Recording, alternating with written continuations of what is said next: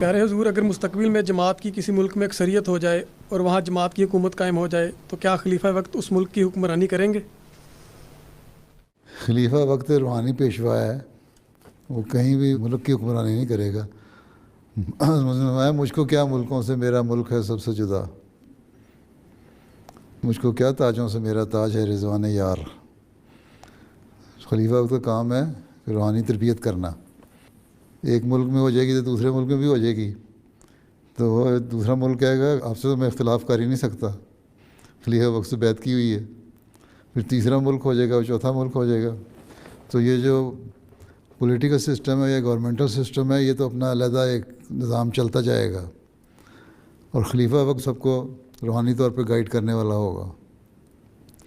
اس کو حکومتوں سے کوئی تعلق نہیں ہے۔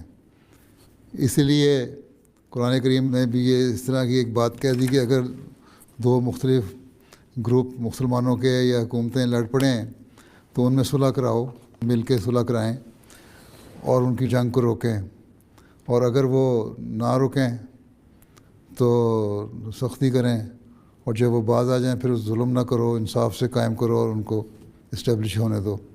اور یہاں مسلمان حکومتوں کا ذکر ہے، اس کا مطلب ہے کہ حکومتیں قائم رہیں گی۔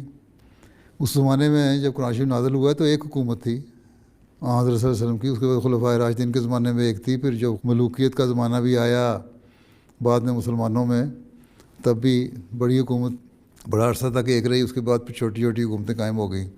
لیکن یہ پیش گوئی تھی کہ حکومتیں اس طرح قائم ہو جائیں گی۔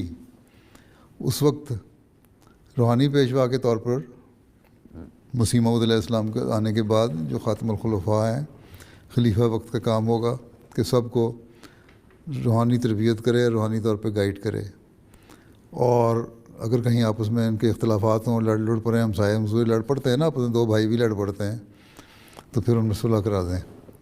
اس لیے خلیفہ وقت کا کوئی کام نہیں ہے حکومت کرنے کا۔